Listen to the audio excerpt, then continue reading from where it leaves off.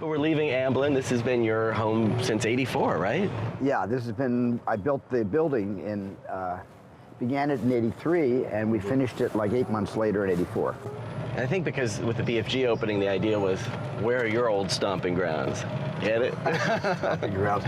Well, I have not left Giant Country since I entered Giant Country, which was here at Universal Studios. This has been my Giant Country. I've always said that this is, Universal's been my ancestral home all these years. Are the stories true that you used to sneak onto the lot here when you were a young guy? How old?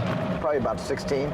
So you couldn't be tried as an adult at that point? No, I would have definitely been taken to juvenile court and gotten a suspended sentence for giving it a good try. But I wasn't caught, thank goodness. I had a pass for 3 days, and I just took a chance. And the guard would remember I had been here on 3 consecutive days. So you were regular? I walked in with no pass the 4th day, and he waved me through, and it was that way for the next 3 months of my summer vacation. Really? This is how I spent my summer vacation. Just come in, and what would you do? I would just watch television shows being shot. I would go all around the lot, watching the kind of coordination on a set. Just watching, everybody knew what they needed to do, and they did their jobs, and it was very much like a kind of team sport. Did you see any filmmakers that you admired? Hitchcock, but I got thrown off that set very quickly. I was on the Torn Curtain set for about 10 minutes before someone came and told me to leave. Did you get to see him? I got to see Hitchcock and Julie Andrews, but I was on the Phantom of the Opera stage. They were far away, and I had just come through an entrance. I was at the back of the theater. There were 500 extras in the seats. That's when an AD or a second, maybe even a third AD, got kicked off by a third AD. So they said, show me your papers? Or, just said, why are you here? And I said, I'm just here to watch. And they said, well, no, this is a closed set, and that was the end of it. This is Courthouse Square. This is where we shot Back to the Future. And that was that clock tower. There's the time already set on the clock tower. But this existed before Back to the Future, right? It was... yeah, this was always here. We just used what was available to us. But that gas station we put in for Back to the Future, too. Was it used for a lot, just random TV shows and movie sets? Anything? Oh, this has been used for everything. This has been used for television series, movies. Before Back to the Future, did it have a most famous use? It was used, I think, To Kill a Mockingbird shot a little bit here. There were a lot of television shows that shot here, but this is most known for Back to the Future now. At least that's what the trams say. The tour guides tell everybody this is most known for Back to the Future. We like that. You gotta watch out. There's so many tours here now. Yeah. It used to be just I could just slip up and down these streets, but I know how to get there because I go up Steven Spielberg Drive. That's good. Right yeah, here. You know that one. I know how to get up there. I love being bifurcated with Jimmy Stewart. That's a great honor, actually. The corner of Stewart and Spielberg. I love that. That's one of the greatest honors of my life, is being able to share a street sign with Jimmy Stewart. So this just goes up, and these were all. Remember how many westerns they made in the 50s and 60s? So these were probably the most utilized backlot in history was back here, and there were just western streets as far as the eye could see. Even more in the old days that were taken down for other sets. Mm-hmm. So it goes from Western to kind of Spanish. Sort of Mexican-style architecture, if you're this is the south of the border exactly. kind of thing. And then this is Jaws. I'll tell you, the orca used to be right there. I tell you that story? No. In one of our many interviews? No. The orca was here. The orca right here. Orca? The original orca was here.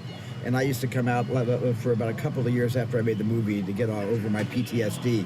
I would work through my own trauma, because it was traumatic. From making that film?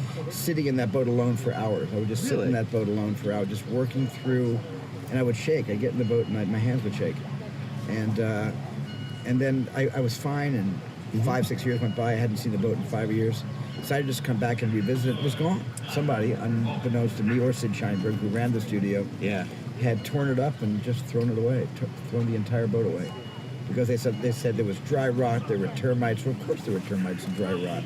I'm going to actually ask them to rebuild it and put it back here. I'm going to actually see if they'll do that. Because the tourists would love to see the orca. So it was just a chance to kind of commune with that experience. And and the experience was very good to me, as you know. The experience gave me complete freedom for the rest of my career. The amount of success the film enjoyed just gave me final cut. It gave me a chance to tell my own stories. Steven Spielberg Drive is a long road. It's a long road. It's a long and winding road.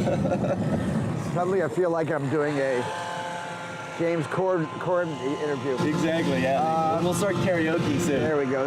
So you know what this is? This is How the Grinch Stole This is Ronnie Howard's movie, How the Grinch Stole Christmas, which is very, very, it's nice they kept this up. Yeah. And then right around the corner is the infamous Bates Motel. There it is. And it hasn't changed very much, same color. They haven't even repainted this place.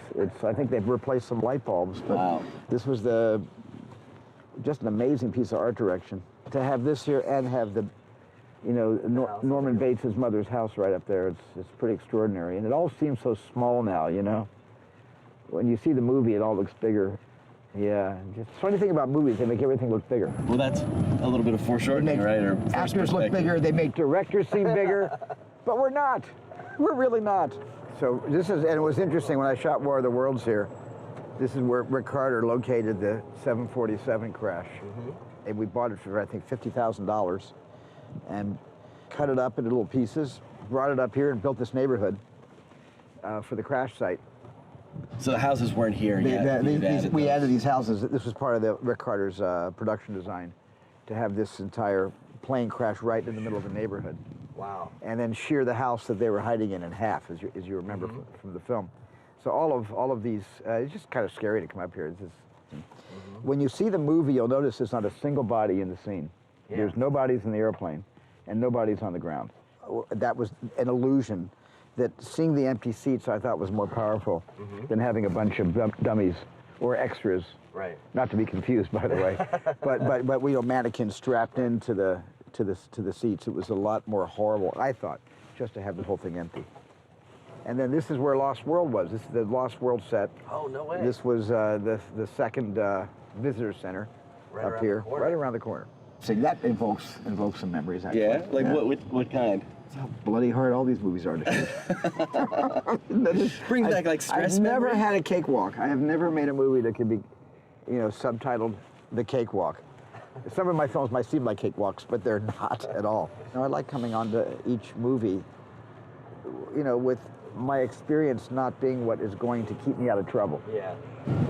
That's how you mix it up, how you can stay fresh, right? Yeah. I think you told me before, Spilkus, nerves are a good thing when you're filming, right? Nerves are good. They're good. The announcement Indiana Jones 5 is coming out. Well, You've heard about that, right? Yeah, somebody told me I'm scheduled to make one of those again someday, but that's not for a couple of years. And Ready Player One in between that? And Ready Player One is what I'm going off next month to do. When you were prowling around the studio as a 16-year-old, were there things you learned that became valuable, or was it more just inspiration? I basically took a master course in film editing because it was a lot harder to stay on a set for an extended period of time without me being questioned, what am I doing here?